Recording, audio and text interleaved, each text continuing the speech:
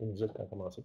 Oui, bonjour. Bonjour à tous, bienvenue à cette formation sur la reprise collective des entreprises qui vous est offerte par le ministère de l'Économie et de l'Innovation. Cette formation a été développée à l'aide de consultants et également en collaboration avec divers ordres professionnels qui interviennent auprès des entreprises. Donc, c'est une collaboration que nous avons avec le Barreau du Québec, l'Ordre des CPA et l'Ordre des CRHA. Merci d'ailleurs à l'Ordre des CRHA de nous accueillir dans leur bureau pour cette présentation. Donc, cette formation porte sur une introduction à la vente d'une PME à une coopérative. Dans le cadre des reprises collectives, les reprises collectives peuvent se faire aussi également sous la forme d'une OBNL, mais ça ne fera pas partie de l'information diffusée aujourd'hui. Donc, cette formation est spécifiquement destinée aux avocats et aux notaires. Et le formateur que nous avons embauché pour la donner aujourd'hui est Maître Hubert Crépeau. Et je lui laisse la parole. Bonjour tout le monde, merci.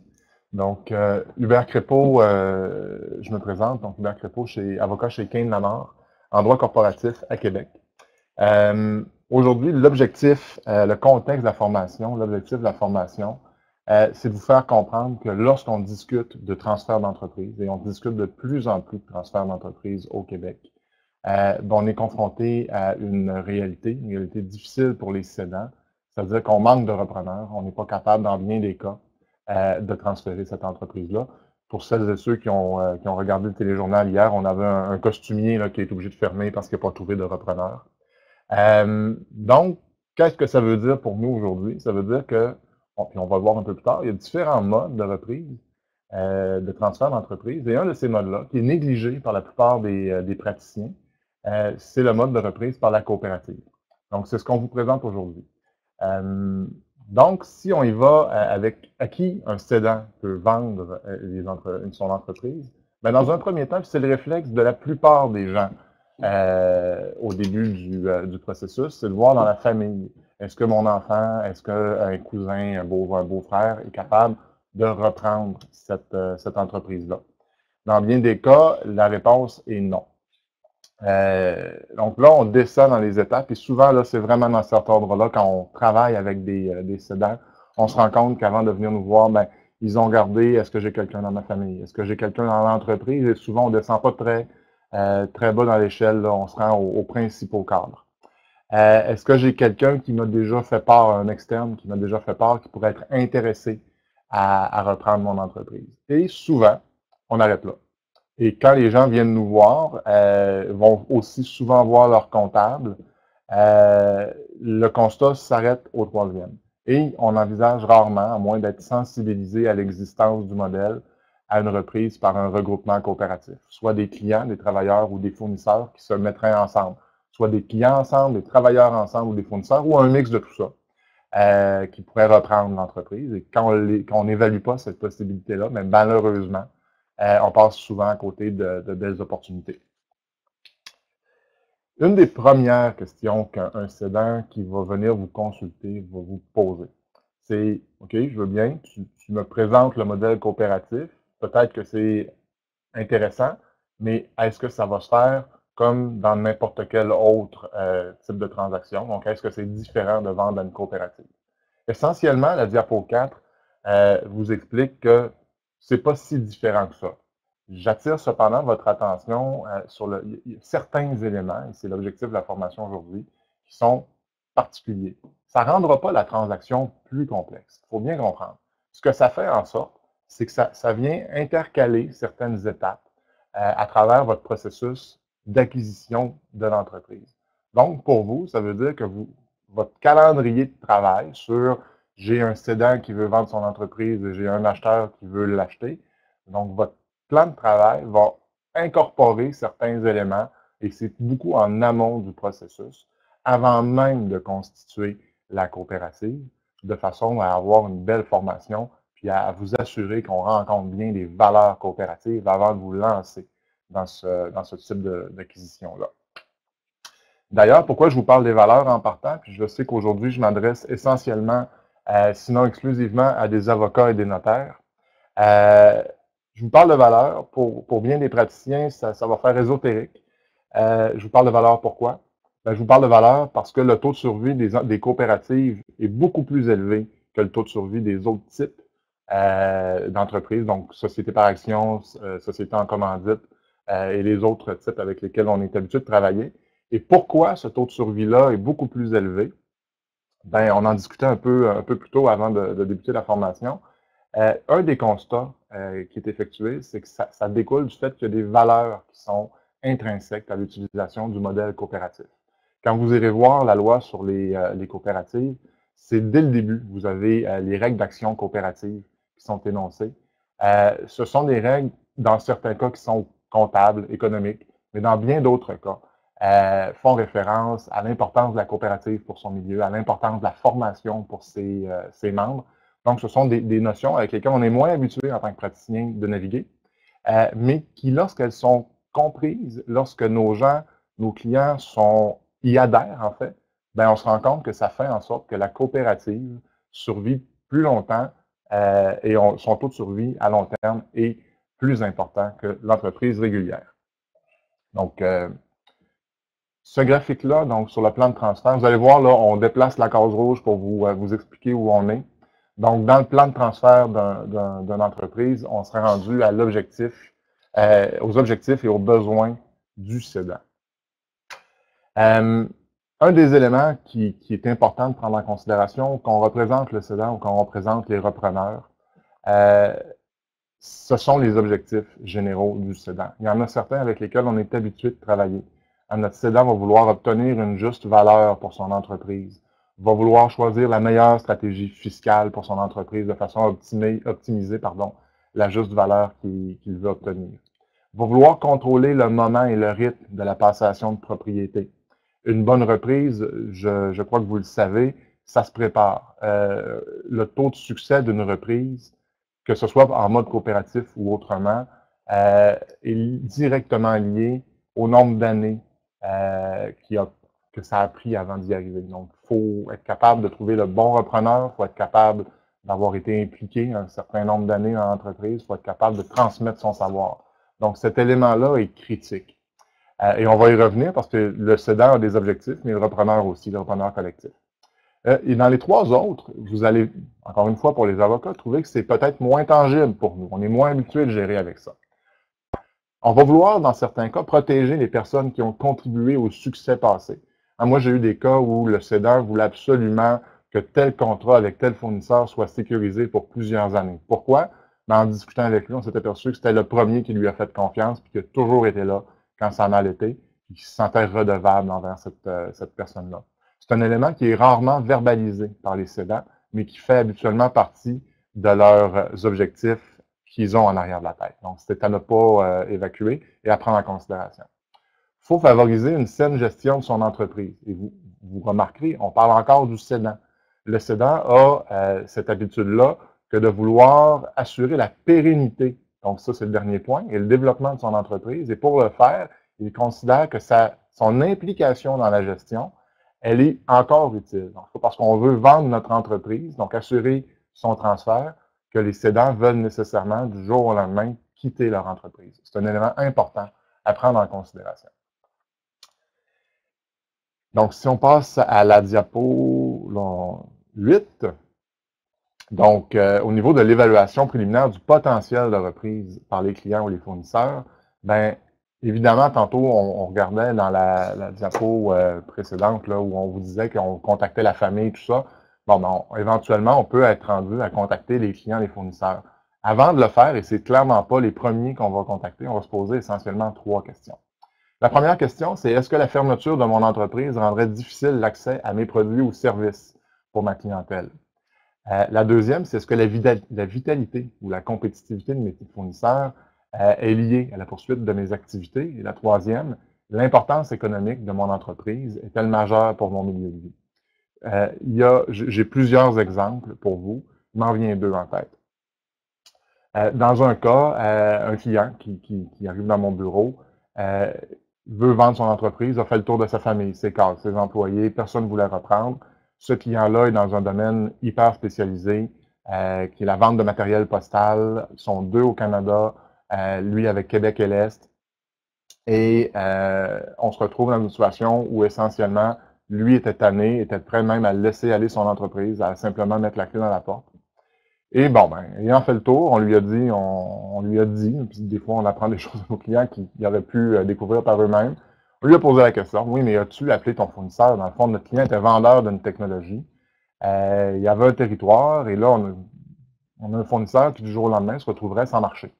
Quand il a appelé le fournisseur a dit, écoute, moi, je serais intéressé à t'acheter, mais je ne serais pas intéressé à t'acheter seul. Et avec ce fournisseur-là, on a réussi à discuter et on a réussi à intéresser certains employés qui, initialement, eux non plus, n'étaient pas intéressés à acheter seul. Quand je dis seul, c'est pas individuellement, ils n'étaient pas intéressés non plus à le faire en groupe. Ce qui fait en sorte que l'acquisition, au final, a effectivement eu lieu par une coopérative de solidarité créée par le fournisseur et certains employés. Donc, ils se sont regroupés. L'autre exemple qui me vient en tête, et c'est beaucoup vrai dans le domaine forestier, c'est sur le dernier des trois boulets. Vous avez souvent des petites entreprises qui emploient 15-20 personnes, mais qui sont dans des milieux très petits. Ils ont parfois quelques centaines, donc des villages de quelques centaines d'âmes ou des villages de 1000-1200 personnes. L'importance de cette entreprise-là pour ce milieu-là, elle est primordiale. Si on ferme une entreprise de 30 employés du jour au lendemain dans un milieu où il y a 600 âmes, c'est l'équivalent de fermer une usine, même plusieurs usines, dans une banlieue de Montréal. L'impact est dramatique. Ce qui fait en sorte que cet élément-là est souvent pris en considération dans des plus petits milieux. Donc, c'est évidemment, si on répond oui à l'une ou l'autre de ces questions-là, ben, on a tout intérêt à aller tenter au moins de tenter le pouls auprès de nos fournisseurs ou nos clients. Donc, dans le schéma d'où on serait rendu aux besoins objectifs du repreneur. On vient de faire ceux du cédant, mais le repreneur aussi, il y a des objectifs. Il y a plusieurs aspects économiques et non économiques qui peuvent influencer son désir de maintenir l'entreprise en activité. Parmi les objectifs principaux, vous avez le contexte de l'entreprise. Est-ce que, par exemple, c'est la seule épicerie du coin? Ça, on le voit beaucoup en milieu rural.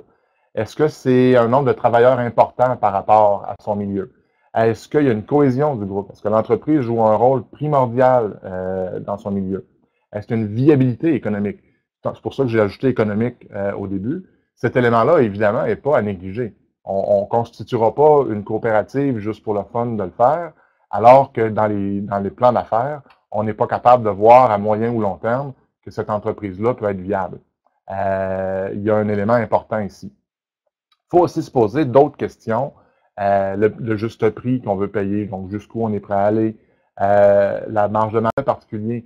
Je vous donne un exemple. Il y a une coopérative au Saguenay, pardon, il faut pas mêler les deux, au Saguenay, qui a acheté carrément son partenaire parce que le partenaire ne voulait pas investir dans la modernisation de l'usine et il voyait bien que la viabilité de l'entreprise, à moyen terme, ça n'existerait plus si on ne modernisait pas. Donc, eux ont utilisé tous les moyens nécessaires pour tasser le partenaire. Et bien aujourd'hui, c'est un très, très beau succès dans le domaine forestier. Donc, il faut être capable de fixer ses objectifs et d'identifier ses besoins. Au niveau de l'organisation du repreneur collectif, vous avez tout d'abord l'environnement légal. Il faut bien comprendre une chose. Créer une coopérative, ce n'est pas aussi facile et aussi rapide que de créer une société par action. La plupart d'entre vous êtes probablement déjà habitués à envoyer vos statuts le 19 décembre au registraire des entreprises et le 20 décembre au matin, en arrivant au bureau, d'avoir reçu les statuts en vous disant « Oh mon Dieu, on est dans le jus au registraire, on ne les a même pas eu la même journée. » C'est pas le cas. Avec les coopératives, ça prend un peu plus de temps. Avant d'aller sur ces détails-là, il faut définir c'est quoi une coopérative. Une coopérative, c'est une personne morale qui regroupe des personnes ou des sociétés qui ont des besoins économiques, sociaux et culturels communs. Donc ça, c'est un élément important. Et qui, en vue de les satisfaire, s'associe pour exploiter une entreprise conformément aux règles d'action coopérative. Ça aussi, les règles d'action coopérative, c'est un élément important qu'il faut prendre en considération. Il y a des avantages à constituer une coopérative par rapport à d'autres modèles. Je vous donne un exemple. Au niveau de l'autorité des marchés financiers, on n'est pas assujetti à l'application de la loi sur les valeurs mobilières. Donc, pour les praticiens en droit des affaires, là, essentiellement 45-106, on n'a pas à s'en soucier lorsqu'on émet des parts à des membres ou à des personnes qui veulent devenir membres. Donc là, il y a un élément, puis on va y venir, je crois, dans quelques diapos, au niveau du lien d'usage. Qui peut devenir membre d'une coopérative? Il faut bien aussi comprendre dans l'environnement légal, et je ne pense pas qu'on a de diapo spécifiquement là-dessus, les 3 catégories de parts qui existent dans une coopérative. Vous avez les parts sociales. Donc, les parts sociales, ce sont des parts à valeur nominale. La valeur nominale, elle est identifiée dans la loi, c'est 10 $. Elle donne le droit de vote, le droit d'assister aux assemblées, le droit donc évidemment d'y être convoqué, de voter et d'être élu à un siège électif au sein de la coopérative. Vous avez les parts privilégiées et les parts privilégiées participantes qui n'octroient pas le droit de vote, qui n'octroient pas non plus le droit de participer au fonctionnement de la coopérative en occupant un poste électif, mais qui permettent de recevoir un intérêt. Donc, sur la part, donc appelons pas ça un rendement, mais donc un petit montant sur son placement. Donc, quand on émet des parts privilégiées à des gens qui sont membres, l'autorité des marchés financiers ne vient pas s'en mêler. Par contre, les parts privilégiées participantes, elles peuvent être émises à des tiers qui ne sont pas membres, et à ce moment-là, effectivement, il faudra s'astreindre à respecter les règles de l'autorité des marchés financiers. Vous avez essentiellement 5 types au Québec de coopératives. Vous avez la coopérative de travail, la coopérative de travailleurs actionnaires. La coopérative de travailleurs actionnaires, là, vous allez voir aujourd'hui, on va souvent référer à la CTA. C'est son petit nom dans le milieu. La coopérative de consommateurs, la coopérative de producteurs et la coopérative de solidarité. Vous avez le tableau qui vous distingue ça. Je vais m'attarder sur les 3 dernières. La coopérative de travailleurs et la coopérative de travailleurs actionnaires, essentiellement, si on veut résumer la distinction, c'est que dans la coopérative de travail, vous n'avez que des travailleurs et la société opérante, c'est la coopérative. Alors que dans la coopérative de travailleurs actionnaires, la société opérante, vous avez la coopérative qui est actionnaire, vous avez un autre partenaire qui est actionnaire avec elle, et vous avez une opérante. Donc, les 2 partenaires détiennent des actions dans la société opérante. Donc, la coopérative n'est qu'un actionnaire d'une opérante. Et dans la coopérative de travailleurs actionnaires, c'est là que vos travailleurs se retrouvent. La coopérative de consommateurs et de producteurs, bien évidemment, la coopérative de consommateurs, on la retrouve beaucoup dans plusieurs domaines là, où c'est des consommateurs qui se regroupent. Ça ressemble, pour celles et ceux qui se souviennent de leurs plus jeunes jours, à la coopérative, par exemple, dans les universités, vous avez des coopératives de cette nature-là. Mountain Equipment Co-op est une coopérative de consommateurs, pas en vertu de la loi du Québec, en vertu de notre loi, mais c'est le modèle. La coopérative de producteurs, ce sont des entreprises qui se regroupent, donc qui sont clients, ou encore des entreprises qui sont fournisseurs d'un bien. Ça, on le retrouve beaucoup au niveau agricole. Donc, par exemple, moi, j'ai un certain nombre de clients, beaucoup dans le domaine du grain, qui se regroupent dans différentes coopératives agricoles, coupent le grain, ramassent le grain, le donnent à la coopérative qui, elle, s'assure de faire la mise en marché. Donc, la coopérative de producteurs peut regrouper à la fois des clients et des fournisseurs. La distinction lorsque c'est des clients, c'est que la loi est très claire. Si on est un individu, donc une personne physique, on est un consommateur au sens de la loi sur les coops. Et si on est une entreprise, on ne peut pas être un consommateur. Donc, ce qui est permis, c'est à ce moment-là de s'associer via une coopérative de producteurs. La coopérative de solidarité offre un beau mélange de tout ça. Permet aux travailleurs de s'associer avec des clients et des fournisseurs, mais permet aussi aux travailleurs de s'associer avec des membres de soutien, aux clients et aux fournisseurs de s'associer avec des membres de soutien. Qu'est-ce qu'un membre de soutien? Un membre de soutien, c'est quelqu'un qui n'a pas nécessairement le lien d'usage, qui n'est pas en mesure, en théorie, d'être membre d'une coopérative de producteurs, mais qui, pour des raisons rattachées, par exemple, au succès de son milieu, pour des raisons de soutien à une cause, va vouloir devenir membre de cette coopérative-là. Et donc, cette coopérative-là offre un beau mélange et offre de belles opportunités de regrouper des gens qui ont des intérêts communs, mais qui ne sont pas identiques. Donc, je viens de discuter assez rapidement de l'importance du lien d'usage en vous disant que les membres de soutien n'ont pas à l'avoir, c'est l'exception. Il faut bien comprendre qu'au Québec, l'existence du lien d'usage dans le mode coopératif est primordiale. Qu'est-ce que le lien d'usage? Le membre, donc pour être membre, on doit avoir la capacité effective d'être un usager de sa coopérative. Je vais vous donner un exemple.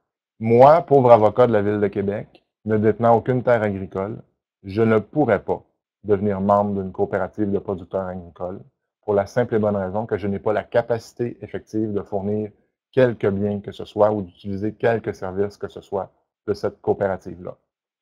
Ce critère-là est tellement important qu'il a été reconnu et qu'il a été appliqué dans certaines causes de jurisprudence, apparemment jusqu'en Cour suprême.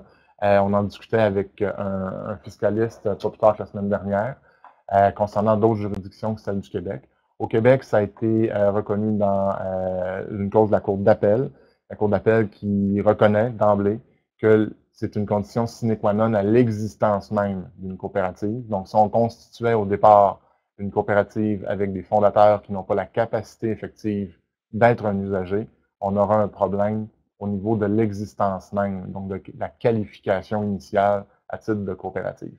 Donc, c'est un élément pour vous, les juristes, qui est important de valider. Ce n'est pas simplement de se faire dire par vos clients, oui, on va pouvoir utiliser les services.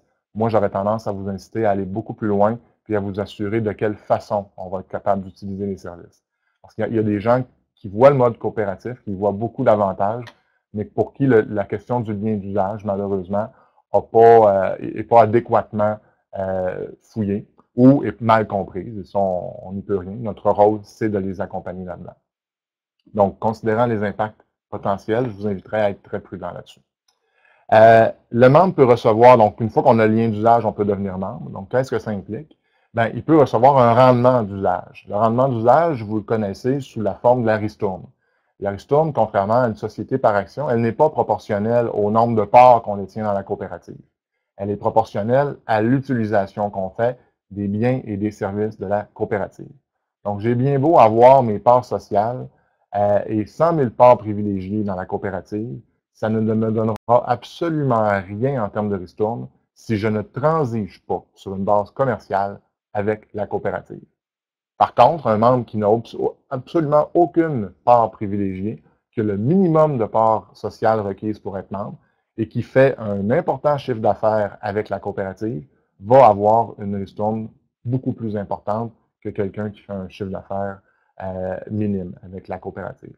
Cet élément-là, il est important à comprendre pour vous et c'est important pour vous dans les dossiers où on transmet l'information à nos clients qu'il soit compris par vos clients, parce que la plupart des gens pensent initialement, lorsqu'ils ne sont pas habitués au mode coopératif, donc pensent que la ristourne est en proportion de ce qu'ils détiennent dans la coopérative, comme c'est le cas en société par action. Donc, il faut vraiment faire attention et distinguer cet élément-là. Par ailleurs, la valeur des parts détenues par le membre ne varie pas en fonction de l'évolution de la valeur de l'entreprise. Ça aussi, c'est un élément critique où vous avez une obligation de formation envers vos clients potentiels. Donc, il faut l'assimiler d'abord par vous-même. Une part à 10 souscrite dans une coopérative ne vaudra jamais 13 jamais. Au même titre qu'elle ne vaudra jamais 6 le prix est fixé. Donc, ça, c'est pour la part sociale. Pour la part privilégiée et la part privilégiée participante, ben là, il y a différentes façons de voir, mais lorsqu'on émet des parts, habituellement, chaque part a une valeur d'1 ou de 10 et si on met 100 000 et que ça nous donne 100 000 parts, ben, les 100 000 parts vont toujours valoir 100 000 Leur valeur n'augmentera, ne diminuera jamais. La seule distinction, c'est que sur ces parts-là, annuellement, on est capable de verser un intérêt. Et cet intérêt-là, si le règlement le prévoit, pourrait être cumulable s'il est déclaré d'année en année. C'est la seule exception à ce principe-là. Et encore, la valeur de base des parts ne variera pas. Donc, c'est vraiment l'intérêt qui s'accumulerait dans cet exemple-là. Ce qui fait en sorte, et là, je prends volontairement l'exemple du modèle de la CTA. Si vous avez une CTA qui détient un bloc d'action d'une opérante et que cette opérante-là, on la vend à un tiers, il est fort possible que la CTA réalise un gain en capital, donc réalise un profit sur sa vente. Eh bien, ça ne viendra pas affecter la valeur des parts que les membres détiennent dans la CTA. Et c'est l'exemple que je donne. Pourquoi? Parce que souvent, on se retrouve avec des travailleurs qui pensent que le nombre de parts qu'ils détiennent dans la coopérative de travailleurs actionnaires, divisé par le nombre de parts totales émises dans la coopérative, représente leur part à eux dans la valeur du placement dans l'opérante. Ce n'est pas le cas. Et ça, vous avez un grand défi pour le faire comprendre à tout le monde qui va investir dans une CTA. Et par ailleurs, il faut bien comprendre que le patrimoine de la coopérative ne peut pas faire l'objet d'un partage entre les membres. Vous avez l'exception vous avez en fait le principe là, de base sur la réserve générale qui est impartageable. Donc, essentiellement, une fois par année, si on génère des excédents d'opération, on amène l'excédent en Assemblée générale. L'Assemblée générale a deux choix. Deux choix. Dépendamment de sa capitalisation, elle doit en mettre à la réserve générale et c'est une obligation en vertu de la loi que de mettre de l'argent à la réserve. Donc, il y a un niveau minimum de capitalisation. Et l'Assemblée peut aussi, si on est capable en vertu de la loi, décider de verser une ristourne, donc de déclarer une ristourne. Et cette ristourne-là va donc être répartie à travers les membres au prorata des opérations. Donc, ça constitue un exemple de redistribution de l'excédent de l'année. Par contre, ce qui est placé à la réserve générale ne pourra jamais, jamais, sous aucune considération, être retourné aux membres. Ce qui m'amène à vous initier dès maintenant au concept de réserve de valorisation, qui est permis dans certains types de coopératives et qui, contrairement à la réserve générale dont la mise en place est obligatoire, donc c'est une obligation en vertu de la loi, la réserve de valorisation, elle n'existe que si vous la créez par règlement. Et sa capitalisation découle des décisions du conseil et des membres et n'est pas régie par la loi, sauf pour venir dire, par exemple, qu'on ne peut pas créer et constituer la réserve de valorisation au détriment de la réserve générale. La réserve de valorisation, son avantage, c'est qu'à la fin de la coopérative, on est capable de la repartager auprès des membres. L'erreur que les praticiens font, c'est qu'ils ne s'attardent pas sur l'existence de cette réserve-là. Et donc, dans bien des dossiers qui arrivent dans nos bureaux quelques années plus tard, souvent dans une situation où la coopérative qui peut avoir une réserve de valorisation va mal, on se rend compte qu'elle n'a jamais été, dans les faits, créée. La coopérative n'a jamais pris le règlement nécessaire pour le faire. Et quand on pose la question aux gens en place, la réponse, dans 98% des cas minimalement, c'est on ne nous en a jamais parlé. Jamais ce scénario-là nous a été présenté. Et c'est là que vous, les praticiens, vous avez un rôle très important. Si vous ne présentez pas la réserve de valorisation, si vous ne l'expliquez pas aux gens d'une coopérative, tout simplement, elle n'existera jamais. Donc, votre obligation à vous, c'est de la comprendre, d'être capable de leur présenter le scénario avec une réserve de valorisation. Donc, si on résume, qu'est-ce qui peut être partagé? Vous avez la ristourne, donc qui représente un partage de l'excédent. Vous avez la réserve de valorisation, qui, elle, peut être partagée. Vous avez, si vous avez émis des parts privilégiées, des parts participantes, pardon, vous avez l'intérêt qui peut être versé sur ces parts-là. Et au-delà de ces trois types de montants-là, vous ne pouvez pas redistribuer quelque autre montant à vos membres. Donc, on est très loin d'une société par action à cet égard-là. C'est important que les gens le comprennent bien. Les tableaux de la page 15, on va passer rapidement. En fait, on va aller à la page 17, à la diapo 17. Je passe rapidement parce que ce document-là, vous allez avoir accès. Il est quand même assez clair pour des juristes. Je vais m'attarder sur un ou deux concepts qui sont peut-être plus particuliers. Un des éléments qui est très particulier d'une coopérative et qui ressemble à l'organisme à but non lucratif, mais qui est extrêmement différent de la société par action et des autres types de sociétés avec lesquelles on est habitué de travailler, c'est au niveau du vote en Assemblée générale.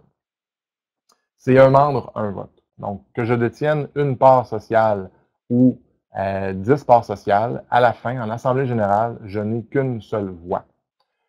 C'est important à comprendre, c'est important à expliquer à vos clients potentiels et à vos clients en coopérative. Et c'est important de faire la distinction par rapport à ce qu'ils pourraient connaître dans une société par action et dans différents autres types de véhicules. Donc, c'est pour ça que j'attire votre attention sur cet élément-là. Et autre attention que j'aimerais attirer, c'est à la page 19 sur l'exception en cas de liquidation. l'exception de la réserve de valorisation. Donc, on vous explique dans la première partie du texte comment ça fonctionne, comment on liquide, donc comment on distribue les biens d'une coopérative. Si on n'a pas de réserve de valorisation, ben, tout ce qui reste à la fin, essentiellement, s'en va au CQCM, donc le Conseil québécois de la coopération et de la mutualité. C'est pas ça qu'on veut habituellement. Donc, lorsqu'on est capable de créer la réserve, donc lorsque c'est permis en vertu de la loi, on a tout intérêt à le faire parce que la réserve de valorisation, comme je l'expliquais, elle est partageable. Donc, ce que ça veut dire, l'impact pour vous, faites l'impact pour vos clients si vous ne leur présentez pas le scénario de réserve de valorisation et qu'ils n'ont pas conscience qu'elle existe, qu'elle leur est accessible et qu'ils auraient intérêt à se poser la question une fois par année, est-ce qu'on met de l'argent dedans? L'impact, c'est qu'à la fin, les excédents, donc la réserve générale, va se retrouver à leur échapper complètement et aller au CQCM.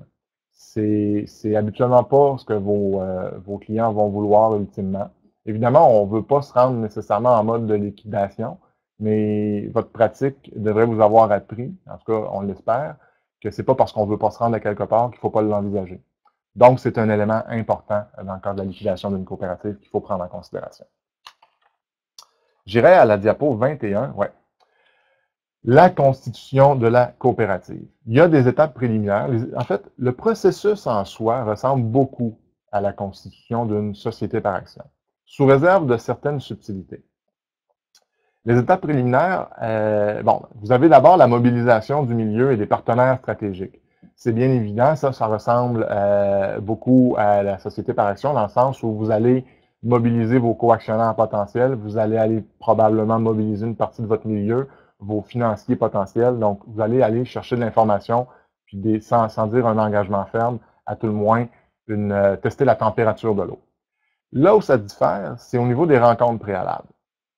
Il y a des rencontres préalables des membres potentiels. Il y a souvent, et on le recommande, la constitution d'un comité provisoire. Le comité provisoire, c'est qui? Prenons l'exemple d'une coopérative de travail où vous avez un potentiel de 500 employés membres. Les 500 ne débarqueront pas systématiquement dans votre bureau pour discuter du projet. Vous ne le ferez pas non plus en assemblée générale pour discuter des fins détails du projet. Le comité provisoire, c'est qui? C'est 3 ou 4 ou 5 représentants qui sont, puis on va le voir un peu plus tard, le rôle plus détaillé du comité, mais qui, en gros, deviennent votre client, les représentants de la coopérative ou de ses membres potentiels, et qui vont s'astreindre à négocier les conventions, qui vont vous donner des instructions, qui vont vous donner des réponses à vos questions, parce que c'est pas tout de vous donner des instructions, vous allez avoir des questions et ça va prendre une décision de leur part.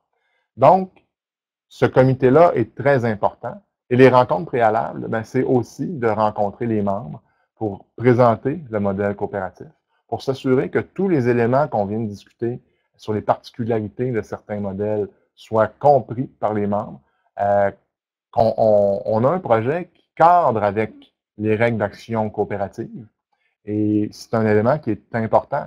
Et vous devriez être à l'affût dans le cadre de ces rencontres-là d'éléments problématiques.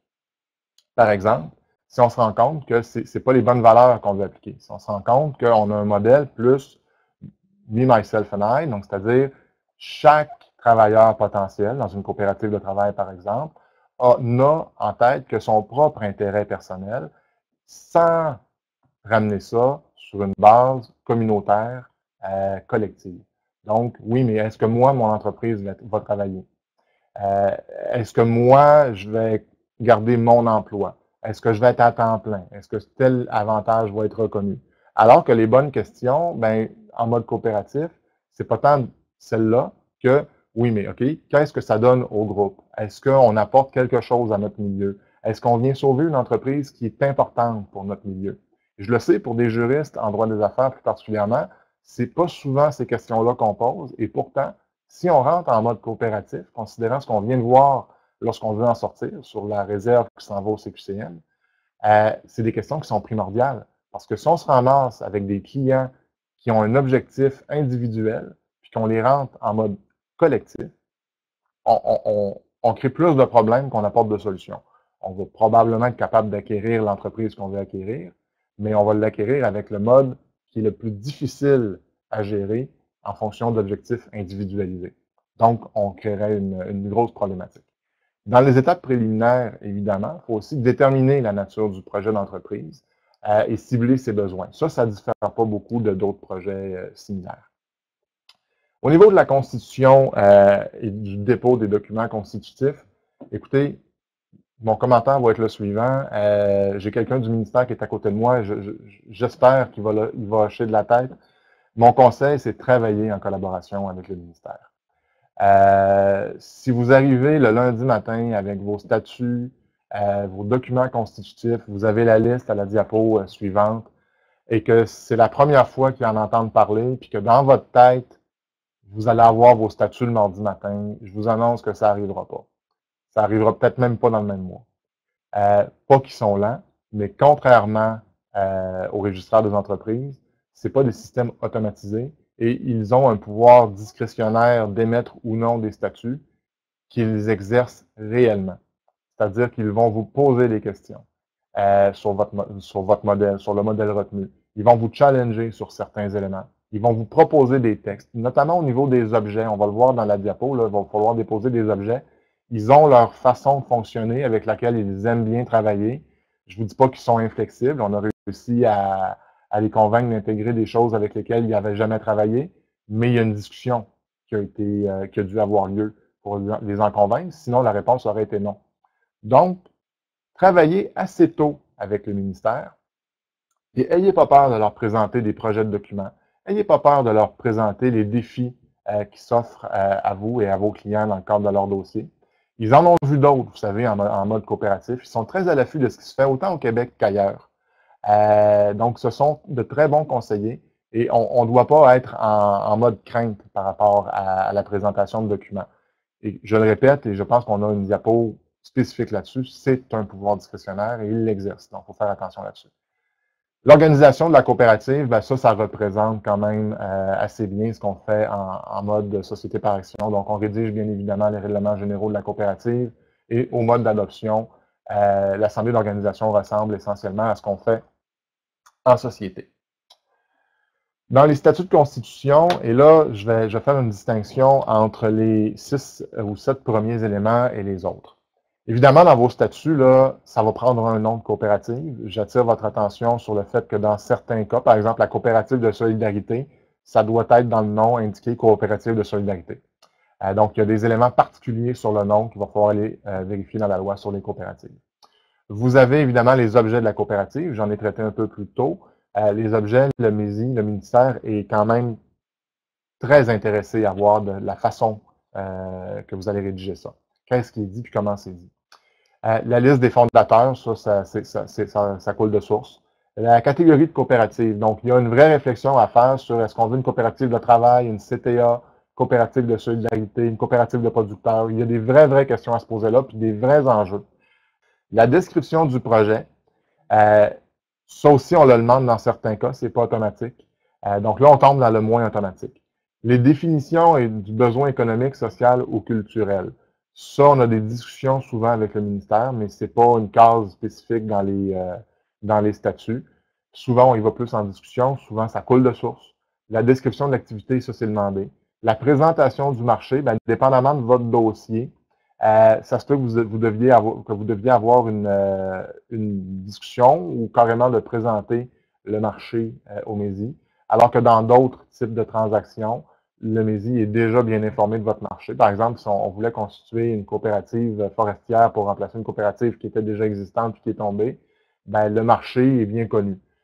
Si on voulait constituer une coopérative dans un domaine en économie émergente, ça se pourrait qu'on vous demande de présenter un peu plus en détail le marché. Pourquoi?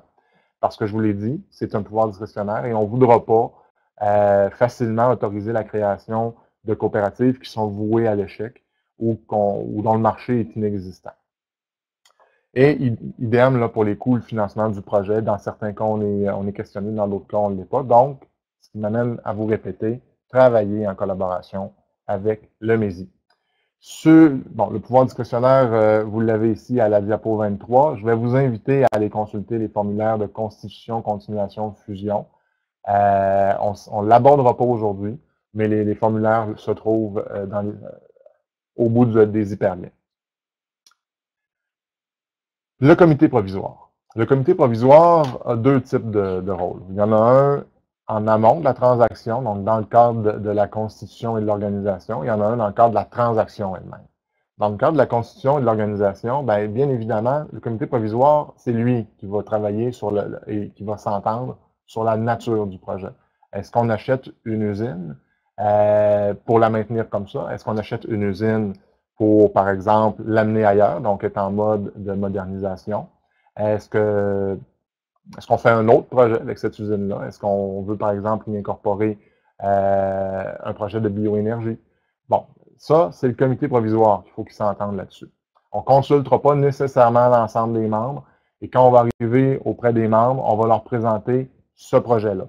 Ils vont dire oui, ils vont dire non, on ne contrôle pas. Si on est bon, puis que c'est un projet qui se tient, logiquement, ils vont dire oui. Mais le vrai travail, se fait au niveau du comité provisoire. Choisir le mode de coopération le plus approprié, donc se poser la question, est-ce que c'est mieux qu'on soit une coopérative de travail ou une coopérative de solidarité? Et entre les deux, on analyse les autres modes qui se présenteraient à nous. Établir le plan d'affaires. Ça, écoutez, je pense que je ne vous apprends rien, là. Si on veut procéder à une acquisition, la base, c'est de se monter un plan d'affaires pour voir si c'est possible d'être rentable et dans quelle échéance. Déterminer si le projet est viable économiquement. Identifier les principaux risques de financement, les principaux risques au niveau de la gouvernance. Dans une CTIA, il y a beaucoup de risques au niveau de la gouvernance. Même chose au niveau de la coopérative de travail. Pourquoi? Parce que du jour au lendemain, vous allez vous retrouver avec des gens autour d'une table de conseil, une table de conseil d'administration, qui vont se retrouver en tant qu'administrateur à être le patron de la personne qui, au quotidien, est leur patron.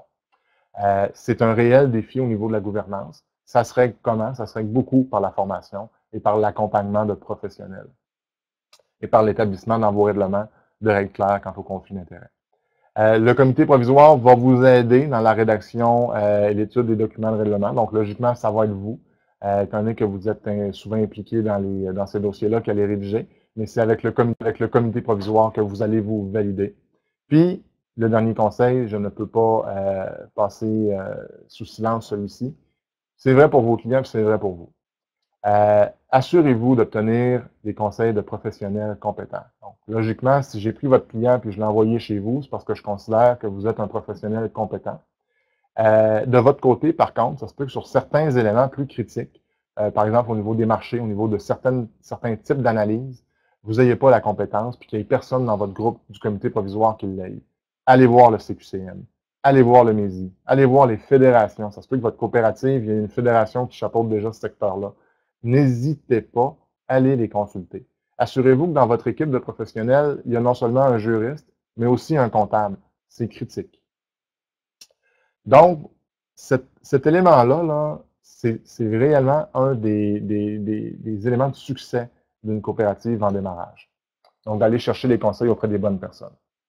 Dans le cadre de la transaction d'acquisition elle-même, bien évidemment, votre comité provisoire devient vraiment votre client. C'est-à-dire que c'est lui qui va aller intéresser les financiers.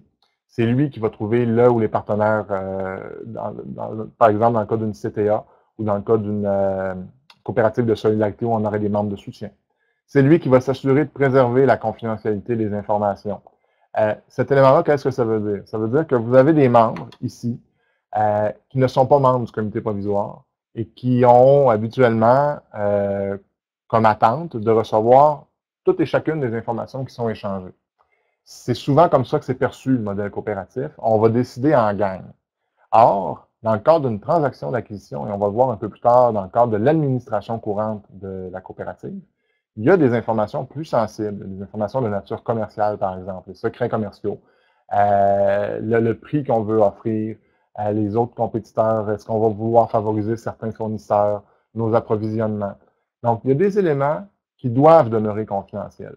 Donc, il faut s'assurer que le comité provisoire fasse comprendre à ses membres potentiels qu'il ne peut pas tout transmettre l'information, il va en transmettre le plus possible, mais il faut s'assurer que pour que la transaction puisse avancer et avoir lieu, de préserver certaines informations confidentielles.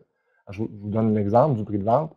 Si vous êtes au niveau de présenter une offre d'achat sur une entreprise, vous ne voudrez certainement pas que votre prix de vente circule à travers 50, 60, 200 ou 300 personnes. Pourquoi? parce que vous voulez garder l'avantage sur cette information-là. Vous voulez que la seule personne qui connaisse le prix de vente, ce soit le vendeur. Va vous aider, évidemment, va vous accompagner le comité provisoire dans la négociation des ententes principales. C'est le comité provisoire ou un de ses représentants qui va négocier directement par moment plus critique là, avec le cédant.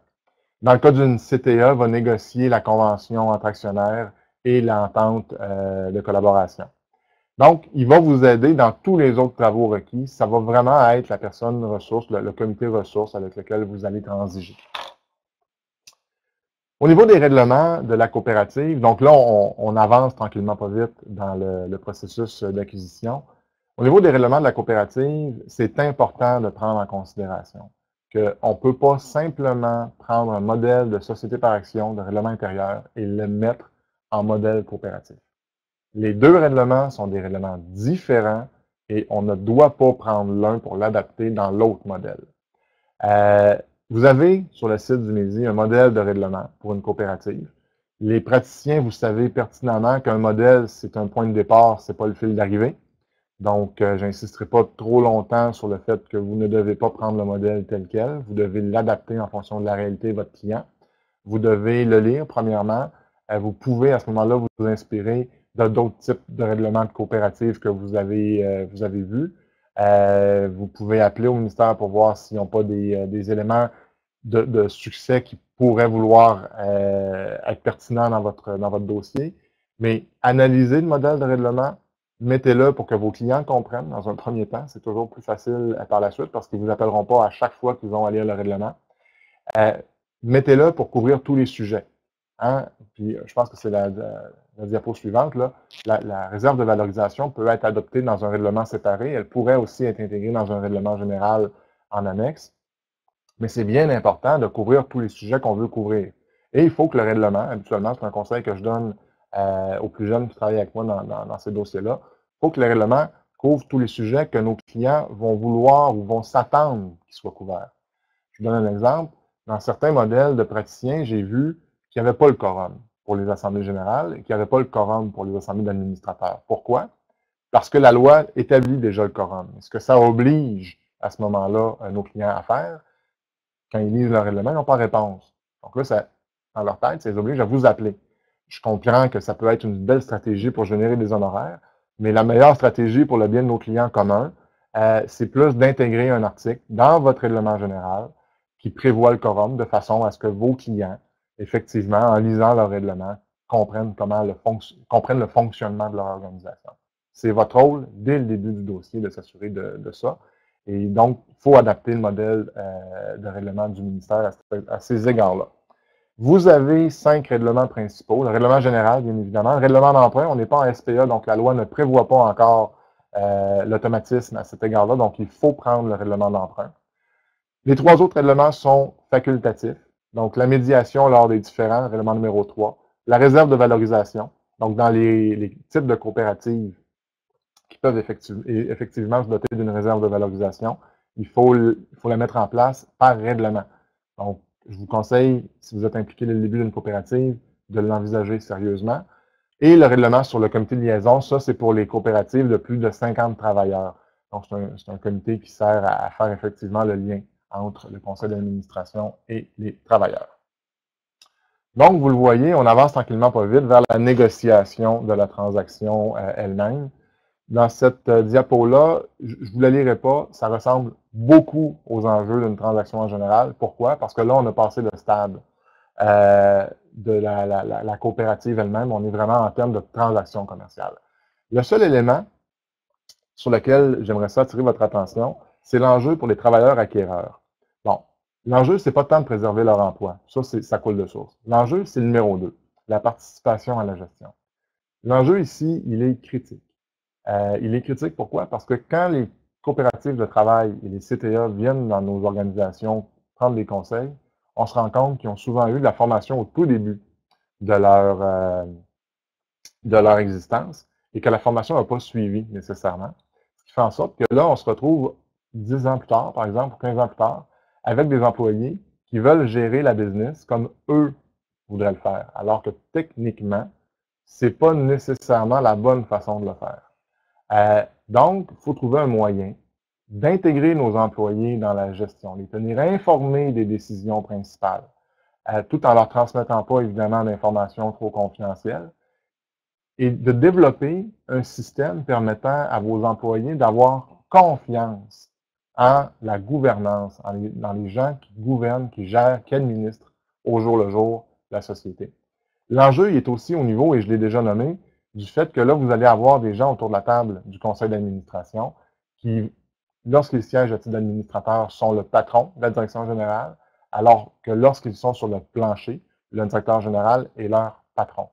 Il faut que chacun de ces deux instances-là comprenne bien l'impact de ça, qu'ils soient capables de le gérer. Et cet enjeu-là, de la participation à la gestion, se règle facilement, parfois oui, parfois non, mais peut se régler par la formation et peut se régler par des politiques internes.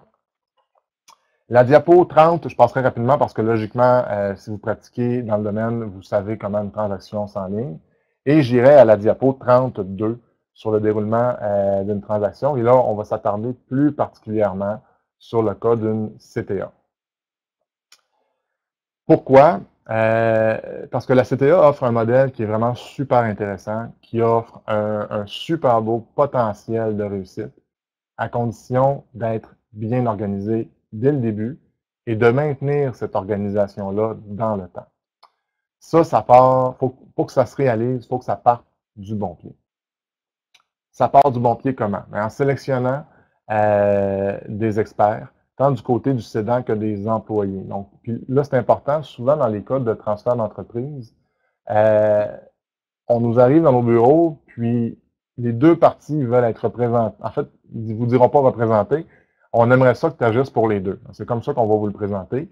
Je ne peux pas vous conseiller ça. En fait, c'est rare qu'on vous le conseille de toute façon en termes de déontologie. Par contre, en droit des affaires, ça arrive dans certains cas, pas dans ces cas-là. La CTA va offrir des défis qui sont très particuliers et qu'on va devoir adresser, pas dans le dos du cédant, mais en absence de connaissance de ces éléments-là par le cédant, pour pas qu'il voit la transaction comme étant très compliquée ou trop compliquée. Parce qu'il y a des enjeux qui doivent être effectivement adressés, notamment au niveau de la formation, au niveau de l'information qu'on veut donner, au niveau de la gestion. Tantôt, on vous a dit que le cédant va vouloir continuer à être intégré dans la société dans bien des cas, va vouloir poursuivre son travail au sein de cette société-là. Il faut que ça soit arrimé correctement avec vos employés. Donc, il faut sélectionner et accompagner nos clients avec des experts, autant au niveau juridique qu'au niveau comptable et potentiellement au niveau du CQCM. Il faut aussi prévoir adéquatement comment on va chercher nos mises de fonds. La mise de fonds des employés, souvent, on essaie d'aller chercher une grosse mise de fonds au niveau de nos employés. Et ça, c'est une erreur stratégique de mon point de vue. Plus on va chercher d'argent auprès de nos employés, plus on laisse l'impression que ce qu'ils acquièrent, c'est un droit dans la société opérante. Donc, ils vont considérer ça comme un placement. Donc, je mets 10 000 aujourd'hui, je vide des REER en espérant retoucher 15 ou 20 000 dans 10 ans. Vous comprendrez que c'est dramatique de le réfléchir comme ça, parce que c'est pas ça qui va arriver. Donc, souvent, on va essayer de limiter la mise de fonds à un minimum, raisonnable quand même. Il faut quand même que les employés soient capables d'amener une certaine mise de fonds pour obtenir du financement externe. On n'est pas nécessairement dans les 20% d'équité, mais il faut être capable d'en mettre. Donc, c'est importante la mise de fonds au niveau des employés, mais ça ne devrait pas être une partie trop importante de votre financement. Donc, il faut aller chercher le financement externe de la CTA. Il y a beaucoup d'étapes de validation et de formation auprès des employés. Et là, on a un double ou triple défi. Vous avez le défi de donner beaucoup d'informations, donc de ne pas en donner de la confidentielle, idéalement, de vulgariser l'information où on est rendu. Moi, aujourd'hui, je suis très content de m'adresser à un public qui est professionnel, qui est habitué de travailler avec ces concepts-là. Mais la même formation pourrait facilement durer 6 heures avec des employés qui n'ont aucune idée de quoi je parle. D'ailleurs, les premières rencontres avec les membres potentiels ou les nouveaux membres d'une CTA ou dans la plupart des cas d'une coopérative en général peuvent être très longue si on explique beaucoup de concepts et malheureusement, on n'a pas le choix que de le faire. Donc, il y a beaucoup d'étapes de validation. Pourquoi on veut ça? Pour que nos membres comprennent dans quoi ils s'embarquent. Parce qu'à la fin du processus, là, on prépare notre mise de fonds, mais à la fin du processus, il y a effectivement une mise de fonds qui se fait. Il faut qu'ils comprennent dans quoi ils se sont embarqués. Il y a beaucoup de formation aussi qui doit se faire, et le plus tôt possible dans le processus, pour que les gens comprennent comment ça va fonctionner au jour le jour. Comment vont être les relations entre la direction générale et les employés. Hein, on se retrouve avec un conseil, nous, entre praticiens, on se le dit, le boss, l'employeur de la direction générale, c'est le conseil d'administration. Ce n'est pas l'ensemble des employés. Par contre, l'ensemble des employés le perçoivent habituellement de cette façon-là. C'est-à-dire que, oui, mais nous, en Assemblée générale, on est souverain, ce qui par ailleurs est faux. Sont souverains, c'est un peu comme les sociétés par action, sont souverains dans les compétences qui sont les siennes. Ils ne peuvent pas s'attribuer d'autres compétences. Donc, ça, c'est un élément important. Et la gestion de la direction ne peut pas facilement relever systématiquement de l'Assemblée générale. Donc, c'est un élément à prendre en considération. Mais les employés, si on ne les forme pas adéquatement, le réflexe de base, c'est de considérer le DG comme étant l'employé de chacun d'entre eux individuellement. Donc là, je pense que vous voyez bien l'ampleur que ça peut prendre et le type de problème que ça peut amener. Donc, il y a beaucoup de formation à cet égard-là. De la formation pour les gens qui vont devenir administrateurs et en formant régulièrement, bien, on s'assure que les gens qui deviennent administrateurs au fur et à mesure renouvellent la base de leurs principes. Il y a même des fédérations, de plus en plus en fait, qui mettent comme condition de membership au sein de la fédération de former des employés dans les coopératives de travail et de travailleurs actionnaires, là, de former les employés au minimum aux 2 ou 3 ans. Et je vous dirais que ça va mieux dans celles où on forme aux 2 ans que dans celles où on forme aux 3 ans parce qu'il y a un grand, grand taux de roulement au niveau des conseils d'administration de coopératives en général. Donc, dans le cadre de la transaction, il faut aussi prévoir, et ça, on n'insistera pas assez là-dessus, mais il faut prévoir la négociation d'une convention entre actionnaires. Tantôt, dans le modèle que je vous ai identifié, vous avez l'opérante et vous avez le partenaire et la CTA. Bon, ben, ce sont 2 actionnaires d'une opérante. Dans votre pratique habituelle, on envisagerait effectivement une convention entre actionnaires. On y revient un peu plus tard, sur le contenu qu'on va vouloir voir dans la convention. Il y a des considérations stratégiques par rapport à la transaction en présence d'une CTA. Puis une de ces considérations-là, c'est qu'il faut vraiment faire en sorte que tout le monde comprenne bien que la CTA n'est pas un syndicat.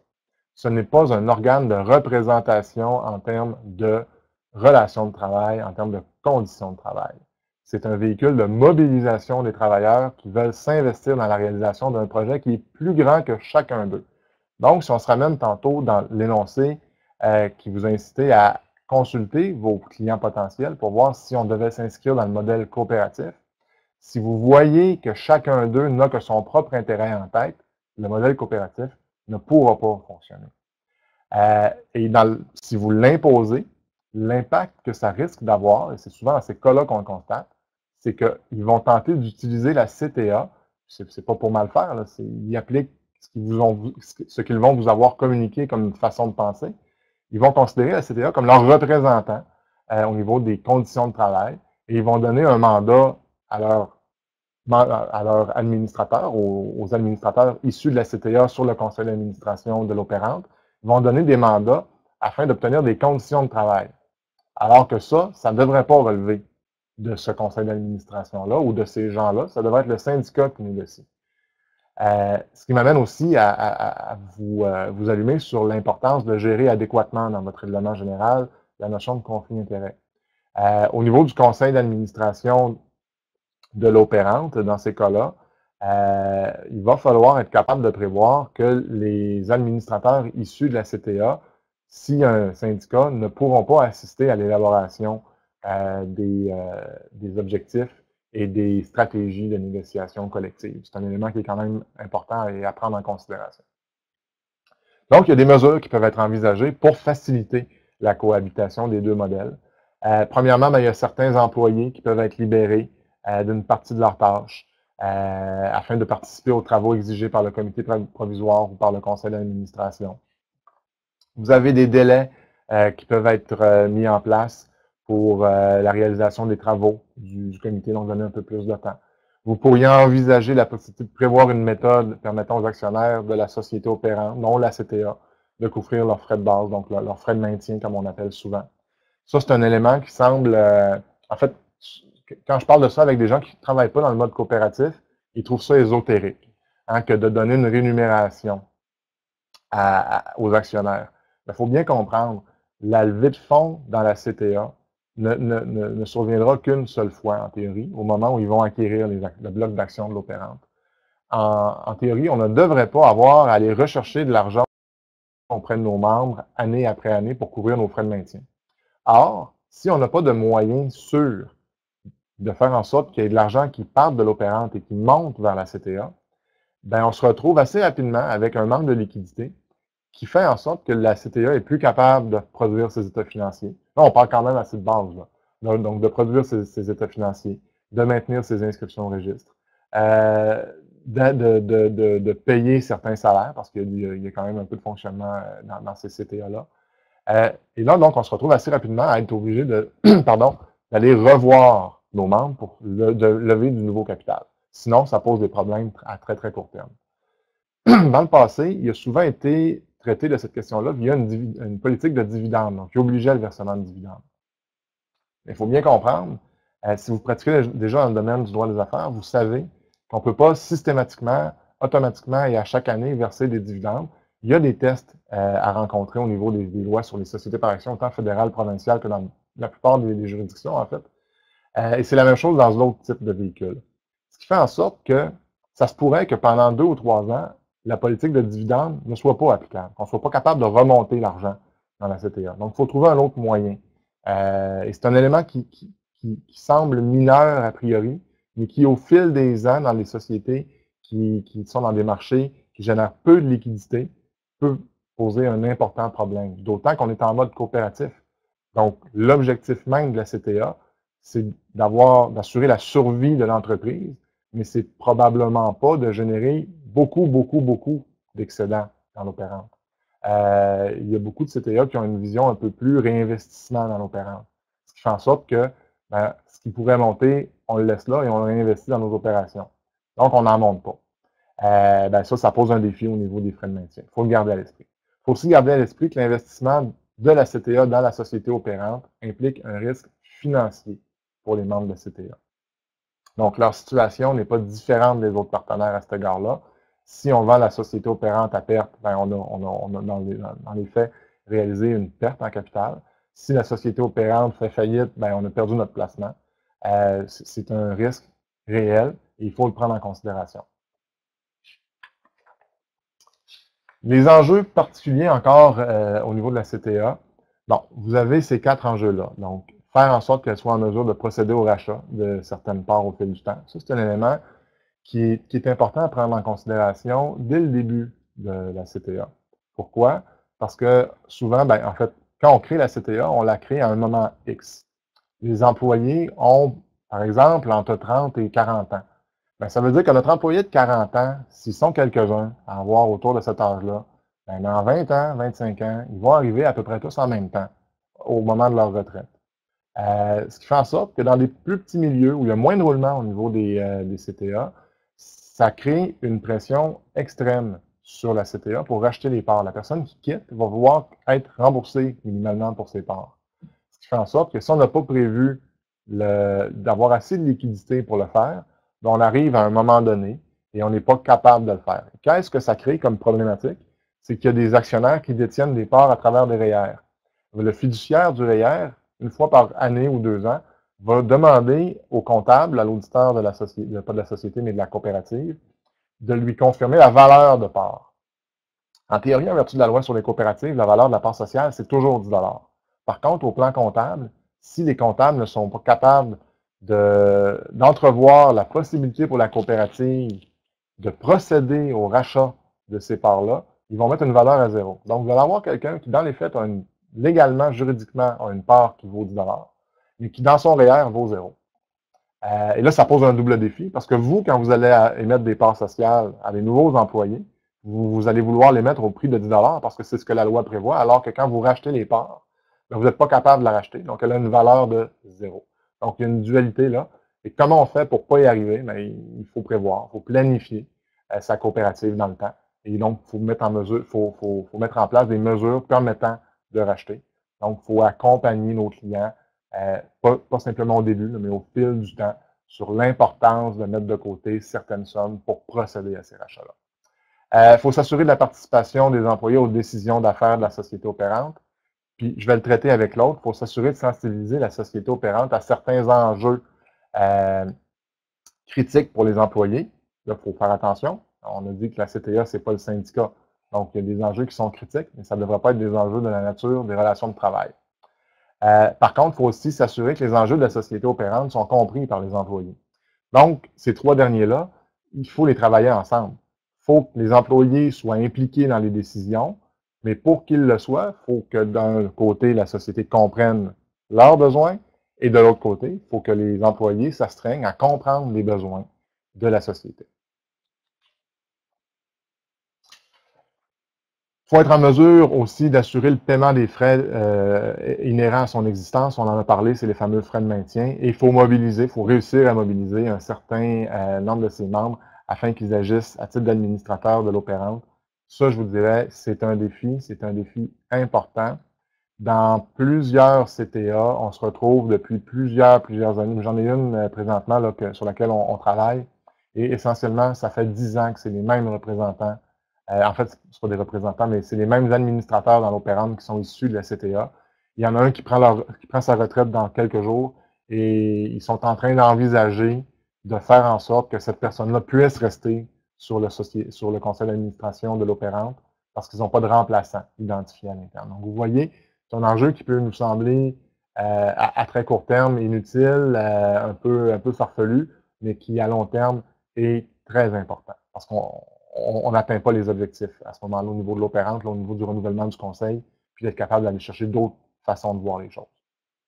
Les moyens pour adresser ces enjeux-là, il y en a beaucoup. Ben, vous avez la formation, qui est pas vous avez la convention entre actionnaires, on y vient, et vous avez l'entente de collaboration. Dans la convention entre actionnaires, qu'est-ce qu'on va vouloir y inclure? Ben, premièrement, puis là, il est fortement recommandé, là, ça je pense que vous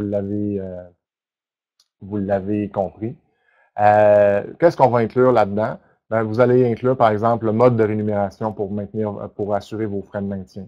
Vous allez prévoir la composition de votre conseil d'administration de l'opérante. Ça, je ne pense pas vous apprendre quelque chose. Là. On va le retrouver de toute façon quand on a deux partenaires qui détiennent une opérante.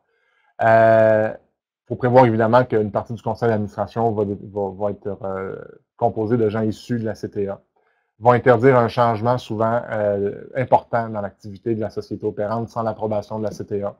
Parce que pourquoi on le fait? Parce que dans le fond, on a mobilisé nos travailleurs dans un projet spécifique. C'est normal dans ces cas-là qu'on doive revenir auprès de ces travailleurs-là pour aller chercher leur approbation si on veut faire complètement autre chose, donc une modification substantielle dans cette opération-là. Devrait donc aussi, je l'ai mentionné, traiter de la politique de rémunération des actionnaires pour assurer les frais de maintien. L'entente de collaboration, c'est une entente séparée. Évidemment, on pourrait intégrer un certain nombre de choses de l'entente de collaboration dans la convention entre actionnaires. À quoi elle sert? Elle sert essentiellement à faire ce qu'on n'aura pas prévu dans la convention, parce que souvent, en praticien, on va se dire « Ah oui, mais ça n'a pas d'affaire d'une convention entre actionnaires. » Ben, le moyen qu'on a trouvé pour ne pas s'enfarger les pieds dans les praticiens plus pris dans leur vieille méthode de fonctionner, on a créé une nouvelle entente, qui est l'entente de collaboration. Ça identifie donc l'information qui peut être transmise au conseil d'administration de la CTA. Depuis tantôt, je vous parle de l'importance d'être capable de transmettre de l'information de l'opérante vers la CTA. Ben, le bon endroit pour le faire, c'est soit dans la convention entre actionnaires, soit dans l'entente de collaboration, pour être capable d'identifier comment on va le faire et quel type d'information on va pouvoir transmettre. Ça ne sera pas toute l'information. Clairement, ça ne sera pas et ne devrait pas être les procès-verbaux du conseil d'administration de l'opérante. Ça ne devrait pas non plus être des extraits de ces procès-verbaux-là, mais ça devrait être de l'information plus technique ou sur les grandes orientations. Ça ne devrait évidemment pas être des informations sensibles, confidentielles ou commerciales. Souvent, on entrevoit là-dedans la possibilité de prévoir de fournir un local pour la CTA. Lorsque ça n'arrive pas, ben l'expérience me démontre que c'est souvent plus compliqué, là. Ça se ramasse soit dans un local qu'ils sont obligés de payer, donc on augmente les frais de maintien, soit dans le sous-sol d'un des membres de la CTA, puis ça, c'est loin d'être l'idéal, notamment quand ce membre-là part, puis veut se faire racheter ses parts, puis on n'a pas prévu de liquidité suffisante pour le faire. Ça arrive quelquefois où on se fait renvoyer là, quand on veut aller chercher nos documents, alors que ce sont les nôtres, là. Donc, on se retrouve sans le passé de la CTA. Donc, c'est un défi. Il faut identifier les profils recherchés pour le conseil d'administration de la société opérante. Ça, c'est un élément important. Ça pourra aussi se retrouver dans la convention d'actionnaire. Pourquoi? C'est un élément important parce qu'on ne voudra pas que des travailleurs, bien évidemment. Mais les travailleurs ont des compétences X. Par exemple, dans une coopérative de travailleurs actionnaires dans un groupement forestier, ben, les travailleurs, c'est des gens qui coupent du bois dans la vie ou qui le transportent. Ben, si on dit dans notre entente de collaboration qu'on aurait besoin de quelqu'un avec un profil juridique, logiquement, là, il ne viendra pas de la CTA. On va falloir que les autres partenaires acceptent d'avoir un représentant ou quelqu'un issu de leur groupe de moins ou qu'on trouve un moyen d'inclure des externes dans le conseil. Il y a aussi, en identifiant des profils, la possibilité de donner de la formation à certains administrateurs issus de la CTA pour leur permettre d'atteindre un certain niveau de compétence à titre d'administrateur. Je ne le dis pas de façon péjorative, mais quand on a toujours géré que sa propre petite entreprise ou sa propre petite personne à titre d'employé, ben, il nous manque une base, qu'on le veuille ou pas, pour être un administrateur compétent au sens du Code civil.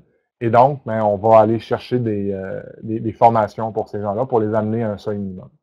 Évidemment, toute autre question là, qui pourrait être intégrée à la convention actionnaire, mais qui ne l'a pas été. Donc, au niveau de la réussite de la transaction avec une coopérative, bon, ben, les facteurs de réussite sont essentiellement les suivants. Le mode de coopératif implique une adhésion au principe coopératif. Je l'ai mentionné à plusieurs reprises. Vous ne devriez pas le choisir purement pour des questions fiscales, légales ou humaines. Et c'est malheureusement dans certains cas de cette façon-là que c'est amené par des praticiens, des comptables, des avocats, des notaires. Et c'est probablement la meilleure façon qu'à long terme, la coopérative se retrouve dans un mur. Il faut, au départ, être capable de se dire entre nous et avec vos clients et avec leur assemblée de membres qu'on adhère au mode coopératif et qu'on comprend les valeurs coopératives et qu'on est d'accord pour les appliquer.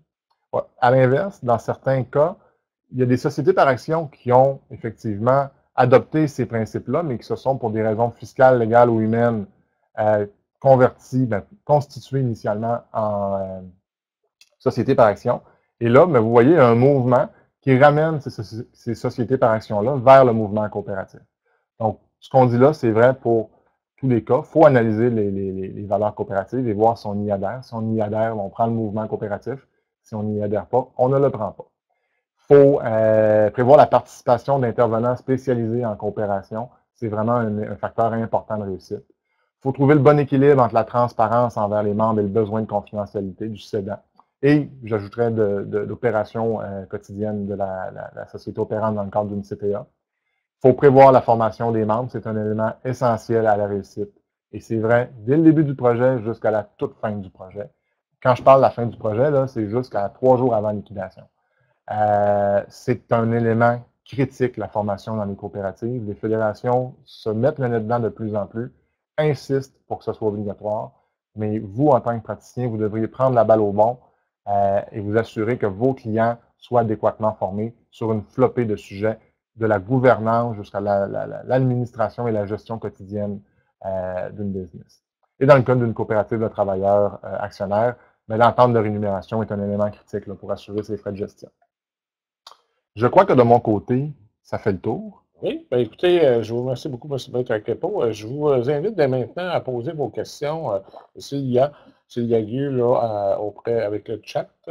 Parallèlement à moi, je vais terminer les dernières informations. Donc, pour poursuivre votre formation, cette formation-là s'inscrit dans une série de 3 formations destinées aux professionnels qui travaillent auprès d'entrepreneurs à la recherche de solutions à la relève entrepreneuriale. Il y en a un qui va traiter plus des aspects financiers et fiscaux qui va être offerte aux membres de l'ordre des CPA, et un autre au niveau de la gestion des ressources humaines auprès de l'ordre des membres de l'ordre des CRHA. Les 3 formations, éventuellement, vont se retrouver sur notre site Internet du ministère, donc vous aurez accès à ces formations-là et vous pourrez en prendre connaissance. pour la suite, j'ai perdu le contrôle, excusez. Donc, en complément de cette formation générale, vous êtes invité effectivement à consulter 3 documents qui ont été réalisés avec le Conseil québécois de la coopération et de mutualité et par la firme MCE Conseil qui a également collaboré à cette formation-là. Donc, ça porte effectivement sur les avantages coopératifs dans un contexte de relève d'entreprise. Les documents sont sur le site Internet du ministère. Je vais continuer. Le ministère a également mis en place 2 programmes de soutien pour la reprise collective. Le premier programme, c'est un programme qui vise à l'achat ou, dans le fond, permettre aux entreprises ou aux coopératives d'avoir accès à des services professionnels. Donc, c'est des montants d'argent que les entreprises et les coopératives peuvent obtenir pour acheter des services de professionnels. Donc, il y a 2 sous-volets. Le premier sous-volet, c'est le volet études de faisabilité qui s'adresse aux entreprises. 2 sous-volets. Donc, le premier, c'est la faisabilité d'une transaction avec les travailleurs. Donc, on regarde l'aspect financier sur cet aspect-là. Donc, c'est pour l'embauche d'un comptable ou d'un professionnel à ce titre. Le deuxième élément, c'est au niveau de la culture organisationnelle, qui s'adresse à des intervenants plus de type ressources humaines. Sinon, les volets de soutien d'implantation qui peuvent financer et aider les entreprises coopératives. Donc, c'est l'évaluation de la valeur de l'entreprise, la vérification diligente, qui s'adresse particulièrement, entre autres, à votre secteur, et également le soutien à la négociation contractuelle. Au total, les entreprises et coopératives peuvent obtenir jusqu'à 20 500 $ pour être capables de faire différentes de ces éléments-là. Chaque montant est individuel. Donc, pour les volets A et B, on parle de 7 500 et de 2 500. Et pour le volet C, D et E, on parle de 3 500 $ par sous-volet, pour un maximum de 70 des sommes. Ce programme est administré par le Centre de transfert d'entreprises du Québec et sur le site Internet du Centre de transfert, vous retrouvez l'information un petit peu plus spécifique. Le deuxième programme, c'est le programme d'appui à la reprise collective. C'est un programme qui est administré, par exemple, par Investissement Québec. Donc, c'est pour effectivement l'acquisition de sommes de repreneurs collectifs. Donc, si les repreneurs collectifs sont intéressés, dans le fond, à reprendre des entreprises, c'est une aide financière d'un minimum de 100 000 $ et pouvant atteindre jusqu'à 2 millions de dollars pour une période de remboursement maximale de 15 ans. Donc, le taux d'intérêt est fixe et réévalué tous les 5 ans, équivalent au taux des obligations du Québec majoré de 1,25 %. Il y a également une prise en charge dégressive des intérêts sur les 5 premières années. Donc, la première année à 100 %, la deuxième à 80 % et ainsi de suite jusqu'à la 5e année où est-ce que c'est 20 %. Donc, il y a un moratoire également de remboursement du capital qui va atteindre jusqu'à 3 ans pour les reprises d'entreprises complètes. Encore là, vous pourrez trouver l'information sur le site Internet d'Investissement Québec. En terminant, je vous remercie. J'aimerais remercier les collaborateurs, M. Crépeau ainsi que sa firme, McCain Lamar, avec le collabore à ça, ainsi qu'à MCE Conseil qui nous a donné un coup de main pour la participation. Donc, nous serons prêts maintenant au niveau des questions.